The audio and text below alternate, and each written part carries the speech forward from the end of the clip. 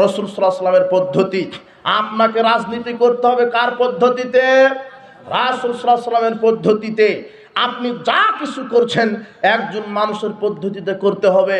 আশ্চর্য কথা, অথচ আপনি মুসলিম, আপনার নেতা মুসলিম, এদেশের শতকরা ৯৫% নাগরিক মুসলিম। এরপরেও এরা শুধু মনে করেছে সালাত, সিয়াম, হজ, যাকাত এগুলি হলো ইসলাম। জি না, শুধু এগুলি ইসলাম নয়। সালাত, সিয়াম, হজ, যাকাত ইসলাম শুধু নয়। ইসলাম মানে সালাত, সিয়াম, হজ, যাকাতও ইসলাম। আমার অর্থনীতি, সমাজনীতি, রাজনীতিও ইসলাম। তার মানে সালাত আদায় করতে হবে রসুলের তরিকায়, অর্থনীতি চালাতে হবে রসুলের তরিকায়, হজ করতে হবে রসুলের তরিকায়, রাজনীতিও করতে হবে রসুলের তরিকায়। কিন্তু আপনি রসুল সাল্লাল্লাহু আলাইহি ওয়াসাল্লামের তরিকায় সালাত আদায় করছেন, মেনে নিলাম আপনি আহলে হাদিস, রাসূল সাল্লাল্লাহু আলাইহি ওয়াসাল্লামের তরিকায় সালাত আদায় করেন। আরে মেনে নিলাম আপনি সহি আকীদার মানুষ, রাসূল সাল্লাল্লাহু আলাইহি ওয়াসাল্লামের তরিকায় সালাত আদায় করেন, কিন্তু রাজনীতি কার তরিকায় করছেন? এদেশের অধিকাংশ নেতা সেকুলার, এদেশের অধিকাংশ নেতা সেকুলার, এদেশের অধিকাংশ নেতা নেত্রী সেকুলার। সেকুলার কি? যারা বিশ্বাস করে যে ইসলামকে রাজনীতিতে ঢুকাতে দিব না, ইসলামকে অর্থনীতিতে ঢুকাতে দিব না, ইসলামকে সমাজনীতিতে ঢুকাতে দিব না, ইসলামকে সংগঠন ঢুকাতে দিব না, ইসলামকে কোনো প্রতিষ্ঠানে ঢুকাতে দিব না। ইসলাম যদি আমরা রাজনীতিতে ঢুকাতে দেই, সেকুলার নেতার আপনি আনুগত্য করেন, অথচ সেকুলারদের আকীদা religion should not be allowed to come into politics. এদের আকীদা যে আমরা রাজনীতিতে ইসলাম ঢুকাতে দিব না, আমরা রাজনীতি করব আমাদের মতবাদে, আমাদের পদ্ধতিতে। আমরা সালাত আদায় করব মসজিদে আল্লাহর বিধানে, কিন্তু রাজনীতি করব আমাদের পদ্ধতিতে। রাজনীতির ভিতর ইসলাম ঢুকাতে দিব না। কেন? রাজনীতিতে যদি ইসলাম ঢুকাই তাহলে তো আমরা জনগণের টাকা চুরি করতে পারবো না, বড় বড় বোতলও খেতে পারবো না। এই জন্য রাজনীতি তারা ইসলাম ঢুকায়নি। এরা বাপদাদার সেই ইহুদি খ্রিস্টানের পচা কাল্পনিক মতবাদে এরা রাজনীতিতে বিশ্বাসী। তার একটা ন্যাশনালিজম, তার একটা কমিউনিজম, তার একটা সেকুলারিজম, তার একটা ডেমোক্রেসি, তার একটা ক্যাপিটালিজম, এগুলি মতবাদ যেগুলি ইহুদি খ্রিস্টানের তৈরি করা মতবাদ। অথচ আল্লাহ বলছেন সূরা মায়েদার 49 নম্বর আয়াতে, ওয়ালা তাত্তাবি আহওয়াহুম, মুহাম্মদ সাল্লাল্লাহু আলাইহি সাল্লাম, আপনি মানুষের কোনো মতবাদ অনুসরণ করবেন না। আল্লাহ বলছেন, হুয়াল্লাযী আরসালা রাসূলাহু বিল হুদা ওয়া দীনিল হক লিইয়ুযহিরাহু আলাদ দীনি কুল্লিহি ওয়ালাউ কারিহাল মুশরিকুন। আল্লাহ হচ্ছেন তিনি যিনি তার নবীকে সত্য দিন সহকারে পৃথিবীতে প্রেরণ করেছেন। কেন? মানব রচিত সব মতবাদকে কবর দেওয়ার জন্য। ইসলাম এসেছে মানব রচিত মতবাদকে কবর দেওয়ার জন্য। কিন্তু আজকে মুসলিম ইসলামকে বাদ দিয়ে মানব রচিত মতবাদেই রাজনীতিতে বিশ্বাসী। আর সেকুলারিজম, এটা ব্রিটেনের জর্জ জেকব হলিওক এই ব্যক্তিটা তৈরি করেছে। Secularism is the believe that religion should not be involve in the organization of society education. সেকুলারিজমের সংজ্ঞায় বলা হচ্ছে যে ধর্ম আমরা রাজনীতিতে ঢুকাতে দিব না, শিক্ষানীতিতে ঢুকাতে দিব না, সংগঠনে ঢুকাতে দিব না।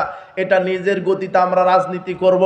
অধিকাংশ এই সেকুলার রাজনীতি, এরা বলে রাজনীতি আমাদের মতো করব, এরা বলে রাজনীতি আমাদের মতো করব, আমরা রাজনীতিতে ইসলাম ঢুকাবো না। এরপরে রাজনীতি করছে ডেমোক্রেসি, গণতন্ত্র, আব্রাহাম লিঙ্কনের কাল্পনিক পদ্ধতিতে, আব্রাহাম লিঙ্কনের এই পচা মতবাদ। আরে আমার দিন ইসলাম, আমার সার্বিক জীবন ইসলাম মেনে নিতে হবে। ইন্নাদ-দীনা ইনদাল্লাহিল ইসলাম, আমার দিন হলো ইসলাম, মনোনীত দিন আল্লাহর পক্ষ থেকে ইসলাম।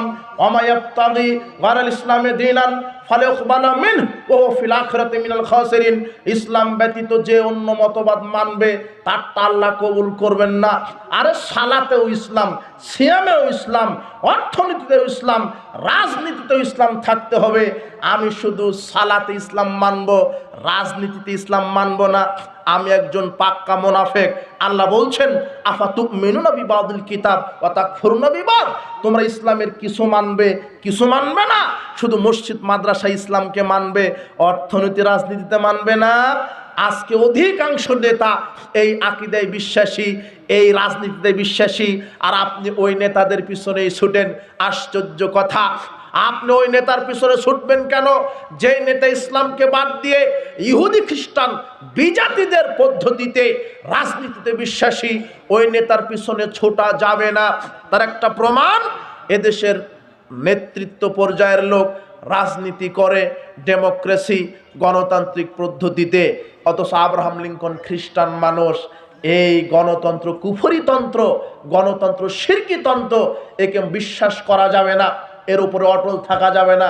যারা ইসলামকে অবজ্ঞা করে ইহুদি খ্রিস্টানের এই কাল্পনিক পদ্ধতিতে রাজনীতি করবে, মানুষের বিধান দ্বারা নিজেকে দেশ পরিচালনা করবে, এরা কখনো ফাসেক, কখনো জালেম, কখনো কাফের, ইসলাম থেকে বের হয়ে যাবে।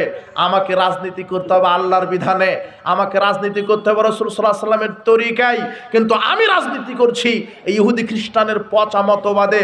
ডেমোক্রেসি, গণতন্ত্র, এটা কুফরি মতবাদ। Democracy is the government of the people, by the people and for the people. বলা হচ্ছে গণতন্ত্র এমন একটা সরকার ব্যবস্থার নাম যে মানুষ আইন তৈরি করবে, মানুষ মানুষকে শাসন করবে। জি না, আইন প্রণয়ন করেছেন কে? আল্লাহ। বিধান কার চলবে? আল্লাহর। কিন্তু গণতন্ত্রের রাজনীতিতে বিধান আল্লাহর চলে না, বিধান চলে মানুষের। অথচ যে নেতা সে হলো মুসলিম, ও মুসলিম নয়, হলো মুনাফিক, ও হলো টাটকা মুনাফিক, যে আল্লাহর বিধানকে বাদ দিয়ে, যে রাসূল সাল্লাল্লাহু আলাইহি ওয়াসাল্লামের তরিকাকে বাদ দিয়ে, আল্লাহর বিধানকে বাদ দিয়ে মানুষকে পরিচালনা করে মানুষের বিধান দিয়ে, এ হলো জালেম, এ হলো ফাসেক, এ হলো কাফের। বলছিলাম আব্রাহাম লিঙ্কনের কাল্পনিক পদ্ধতি, আমার নবী মুহাম্মদ সাল্লাল্লাহু আলাইহি ওয়াসাল্লাম, আমি রাজনীতি করব রাসূল সাল্লাল্লাহু আলাইহি ওয়াসাল্লামের তরিকায়। কার তরিকায়? রাসূল সাল্লাল্লাহু আলাইহি ওয়াসাল্লামের তরিকায়। কিন্তু আপনি গণতান্ত্রিক রাজনীতিতে বিশ্বাসী। আহা, আপনার হুজুরও গণতান্ত্রিক রাজনীতিতে ক্যানভাস করলো, আপনার হুজুর গণতান্ত্রিক পদ্ধতিকে মেনে নিল, আপনার এই গণতন্ত্র আর ইসলামের মধ্যে পার্থক্য বুঝলো না। গণতন্ত্র কি? আল্লাহর দেওয়া জীবন বিধান। গণতন্ত্র কি? আল্লাহর দেওয়া জীবন বিধান না। গণতন্ত্র কার প্রদত্ত? মানব রচিত। গণতন্ত্র মানব রচিত জীবন বিধান। আর ইসলাম কি প্রদত্ত? আল্লাহ প্রদত্ত। আমি ইসলাম মানব না গণতন্ত্র? সুযোগ নেই। গণতন্ত্র অধিকাংশের রায় চূড়ান্ত, ইসলামে ওহির বিধান চূড়ান্ত। গণতন্ত্রে সার্বভৌম ক্ষমতার উৎস জনগণ, ইসলামের সার্বভৌমত্বের মালিক কে? পার্থক্য এখানে, পার্থক্য এখানে। আমার রাজনীতি হবে ইসলামী খেলাফা, ইসলামী শরিয়া। আমি বোঝাতে চাচ্ছিলাম যে আমার মানহাজটা আকীদাকে কন্ট্রোল করবে, আমার সমাজ, অর্থনীতি, সমাজনীতি, রাজনীতিকে কন্ট্রোল করবে। কিন্তু আমার রাজনীতি, আমি মুসলিম মুখে বলছি কিন্তু রাজনীতি করছি মানুষের তৈরি করা বিধানে। বাংলাদেশে যে প্রচলিত রাজনীতি আছে এটা হারাম। রাজনীতি করা ফরজ, এই কথা ঠিক, তবে রাজনীতি করতে হবে মুহাম্মদ সাল্লাল্লাহু আলাইহি ওয়াসাল্লামের রাজনীতি। কার রাজনীতি? মুহাম্মদ সাল্লাল্লাহু আলাইহি ওয়াসাল্লামের রাজনীতি। মুহাম্মদ সাল্লাল্লাহু আলাইহি ওয়াসাল্লাম যে রাজনীতিতে বিশ্বাসী ছিলেন সেটা ইসলামী খেলাফা, ইসলামী শরিয়া। এই গণতন্ত্র মানে এই পচাতন্ত্র। আরে গণতন্ত্র আবিষ্কার হয়েছে মানুষকে মুশরিক বানানোর জন্য। গণতন্ত্র একটা কুফরিতন্ত্র, একটা শিরকিতন্ত্র, একটা চুরিতন্ত্র, একটা দুর্নীতিতন্ত্র, একটা হত্যাতন্ত্র, একটা মামলাতন্ত্র, একটা গুমতন্ত্র, মানব রচিত আইন কায়েমের একটা তন্ত্র, আল্লাহর বিধানকে বাদ দেওয়ার একটা তন্ত্র। কোন মুসলিম নারী পুরুষ গণতান্ত্রিক পদ্ধতিতে রাজনীতিতে বিশ্বাসী হতে পারে না। গণতন্ত্রে যারা এই ভোট পদ্ধতির মাধ্যমে যারা নেতা হয়, অযোগ্য নেতা হবে। ইসলামের নেতা নির্বাচন হবে সিলেকশন, আর গণতন্ত্রের নেতা নির্বাচনে ইলেকশন। গণতন্ত্রে একটা নেতা নির্বাচন, চেয়ারম্যান নিযুক্ত হতে 1 কোটি টাকা খরচ হয়। কত কোটি? একটা চেয়ারম্যান যখন সে হয় গণতান্ত্রিক ভোট পদ্ধতিতে 1 কোটি টাকা লাগে। ও 1 কোটি টাকা খরচ করে চেয়ারম্যান হয় 50 কোটি চুরি করার ধান্দাতে। কথা বুঝেছেন? আর একটা গরু ছাগলের দাম হয় লক্ষ লক্ষ টাকা। ভোটের সময় যখন আসে এই বান্দা নামক ছাগলের দাম হয় 500 টাকা। 500 টাকায় বিক্রি হয়ে এমন মেম্বারকে ভোট মেরে দিল যে কোনোদিন অজুই জানে না, নামাজ তো বহুদূরের কথা, অজুই শিখেনি। ভোটেরও কিন্তু ফজিলত আছে। ভোটের ফজিলত জানেন? আপনি যে নেতাকে ভোট দিয়েছেন ও যদি 5 বছর মন্ত্রী চেয়ারম্যান থাকার পরে, এমপি থাকার পরে 5 বছরে যত লুচ্চামি করবে, যত জনগণের টাকা চুরি দুর্নীতি করবে, ওর 1 ভাগ পাপ আপনার আমল নামাতে সাদগায়ে জারিয়ার পাপ পাবেন আপনি। এটা হলো ভোটের ফজিলত। কিসের ফজিলত?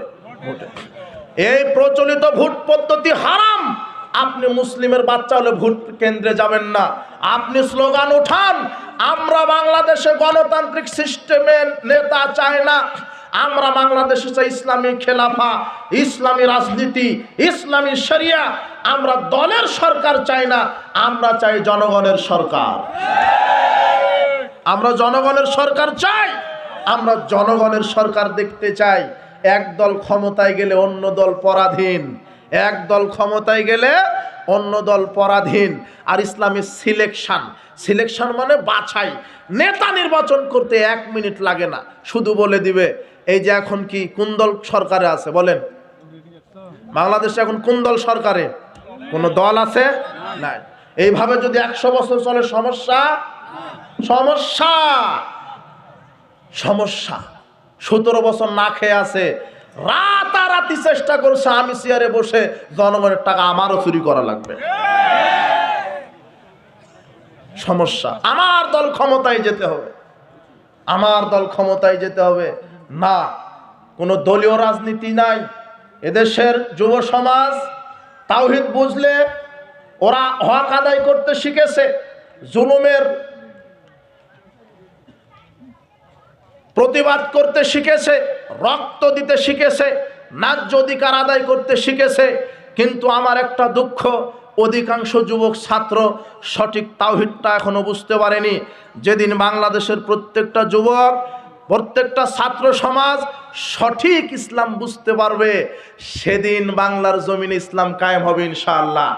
সেদিন শুধু নেতার মূর্তি ভাঙা হবে না, বাংলাদেশ থেকে কবর, খানকা, মাজারগুলিকে উড়িয়ে দেওয়া হবে ইনশাআল্লাহ। হবে। স্লোগান দিয়েন না। আমি বলছি ইসলামী খেলাফার কথা। উত্তর দিব। মানহাজ হচ্ছে আমি আকীদা পোষণ করবো, আকীদা রাসূল সাল্লাল্লাহু আলাইহি ওয়াসাল্লামের মতো আকীদা। রাজনীতিও করব কার তরিকায়? রাসূল সাল্লাল্লাহু আলাইহি ওয়াসাল্লামের। চুরি করার ধান্দাতে রাজনীতি করে, আর গণতন্ত্রই তো চুরিতন্ত্র। একটা মন্ত্রী তার নমিনেশন নিতে 20 কোটি টাকা খরচ করে, ও 20 কোটি টাকা দেয় আর নিয়ত করে 20,000 টাকা চুরি করে লন্ডনে বাড়ি বানাবো। কথা বুঝেননি? এটা চুরিতন্ত্র একটা। হাজার হাজার কোটি টাকা চুরি করে দুর্নীতিবাদ। একটা নেতার লন্ডনে শুধু কয়েকশো বাড়ি।